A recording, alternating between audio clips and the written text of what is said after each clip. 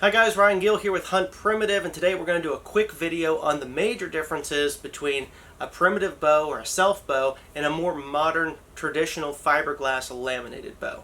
So this will be a quick and easy guide for somebody just kind of getting started that's likely more familiar with a more modern traditional fiberglass laminated bow, but they're starting to show some interest in that traditional wood or primitive bow, and they're not exactly sure what the real differences are, and that's what we're going to cover here in this video. So we'll start with what you're probably already somewhat used to, which would be the modern traditional bow. Okay, so you're looking at typically a wood core, not always, but then you're typically having fiberglass laminations. So what you're typically going to find with a traditional bow is once you string it, you can kind of leave it strung. It's a little more maintenance free.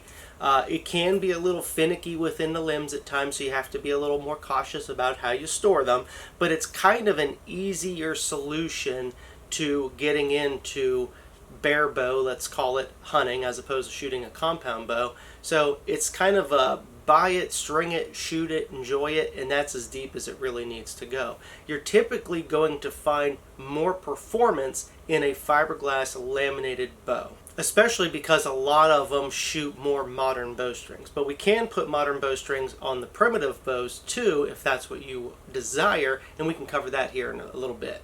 Now, something like this is usually the crossover that people get into when they start getting into a little bit of more primitive style of archery. So again, it's got a more familiar handle shape, more similar to the fiberglass laminated bow, still an all-wood bow, and then this one of course has tip overlays, nice stylish beaver tail grip, and still a more modern bowstring. We can either do the fast flight strings or B50 Dacron, but most people want to go with, say, like a fast flight string, especially if it's got tip overlays on it for that extra security. So some of your other differences here is, again, it's not going to have as much performance as the fiberglass bow typically. I've seen some fiberglass bows that aren't great performers, and I've seen a lot of wood bows that aren't great performers, but if you get a really well-made wooden bow, they can be quite well performing, and certainly enough, if you watch my channel, enough to kill about anything that you really want to kill with it. So the performance is there,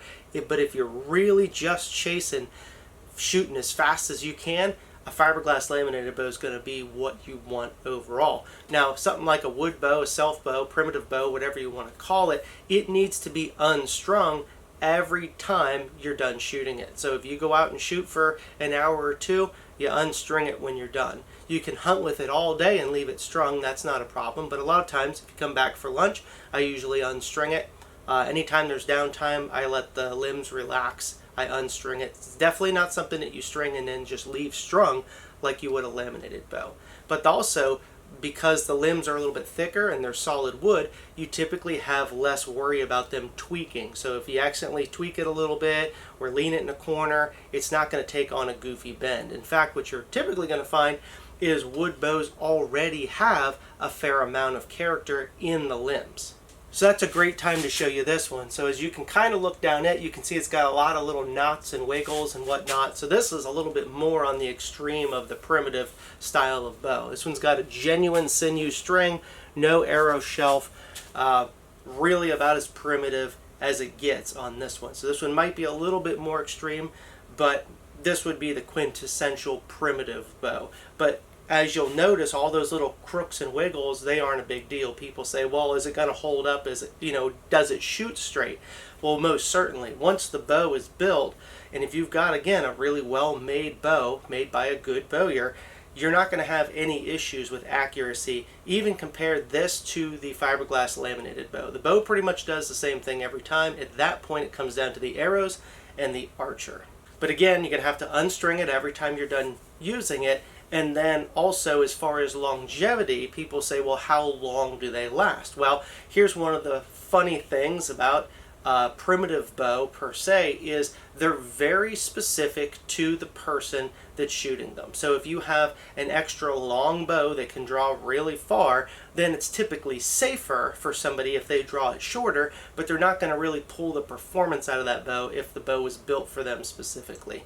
So really, when you're getting into like a really good quality wooden primitive bow, that's going to be a custom build, or it's going to be a bow that you're purchasing that already fits you really well. Because again, unlike fiberglass bows, you can pretty much pull a fiberglass bow just about as far as you want to without typically worrying about breaking it, where wood bows have a breaking point.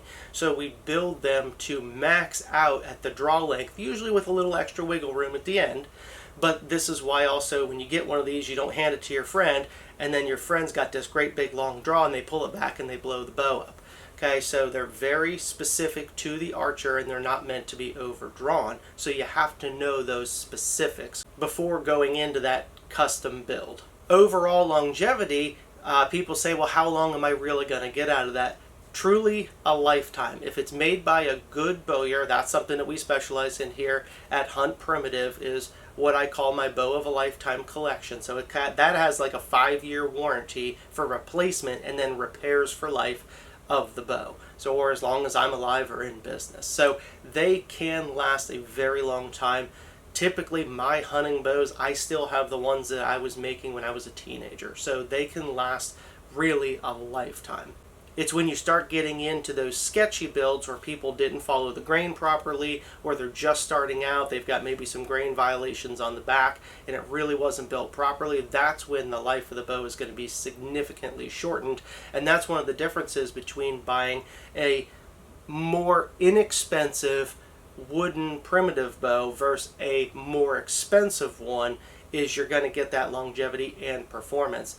As opposed to, say, a fiberglass laminated bow, you're probably gonna, even the cheapest bow that you can buy, there's a very good chance that it'll last almost forever. Not always. I've seen some fiberglass bows come apart as well, but typically they're more maintenance free, worry free, just pull them back and shoot them. But like I said, I have seen glue failures and stuff, especially on cheaper bows. But typically speaking, the safer option for most people is the traditional fiberglass bow, unless they're really wanting to get into the wooden primitive bow. So most people typically want the fiberglass laminated bow because it's just simply easier to work with. You string it up, leave it strung, go hunt. You don't have to worry about unstringing it. It's going to perform better. Longevity, very well, very good. You don't have to worry about overdrawing it. You don't have any of those worries. That's why these appeal to most people. So if this is so much better, then why do people really want a wooden bow? And then why do these cost typically even more now than the fiberglass laminated bows? And it's because this is, again, more of a, yes, you can do custom one-off type of builds, but this is more of a mass manufacturer. You set up, you're using all kinds of milled lumber, putting this together, fiberglass laminations, gluing it, basically making really fancy plywood. Makes a beautiful bow though. Where this is more of a craftsman style of build, where you're taking a single tree or a single stave of wood and you're carving it into the bow and then really crafting a bow. But again, why would anybody want this primitive bow over this one if this one's easier and shoots faster? Well, it really comes down to style and art in the build and what your objective is, especially if you're into shooting stuff like sinew bowstrings, recreating more of that primitive hunting with stone points. This is what people tend to gravitate towards. Also think about it kind of like this. Somebody might prefer to drive a classic car, classic muscle car, versus somebody that wants to drive a brand new muscle car. Or perhaps somebody that wants to live in a brand new built house versus somebody that wants to live in an old Victorian era style house. So it usually just comes down to style and artistic impression and what it is you're wanting to accomplish in your hunt and your shooting experience. So I hope that answers all of your questions. And which bow do you think is right for you?